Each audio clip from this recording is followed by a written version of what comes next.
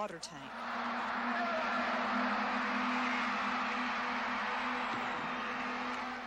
At the time this incident took place, nobody had any idea how bad the extent of it truly was, but the man inside did not survive.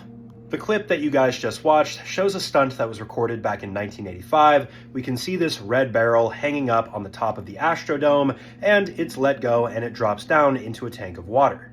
And at first glance, it seems as though everything is fine. It looks like the red barrel landed perfectly in the water, but in reality, that was not the case, and the man inside suffered immensely.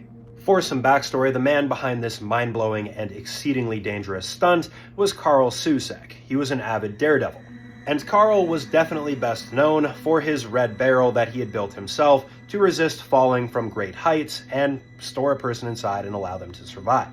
And in 1984 is when Carl really experienced his first taste of success when it came to this barrel. He sent it over Niagara Falls in the summertime and he ended up surviving.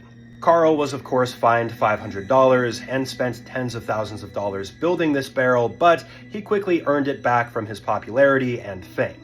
And Carl also had the desire to further capitalize on his fame, so he decided that he was going to build a museum with all of his different stunting paraphernalia at Niagara Falls. Of course, though, this leads us up to 1985, where Carl would decide to go big or go home and end up performing his final stunt. So, on January 19th of 1985, Susek had convinced a corporation to finance a stunt where he would go into the Houston Astrodome, be placed on the very ceiling, 180 feet above the ground below, and be dropped into a tub of water.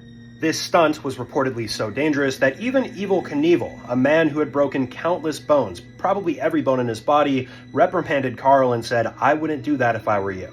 Regardless, Carl crawled into his barrel and decided that he was going to go through with it, and this is when disaster struck.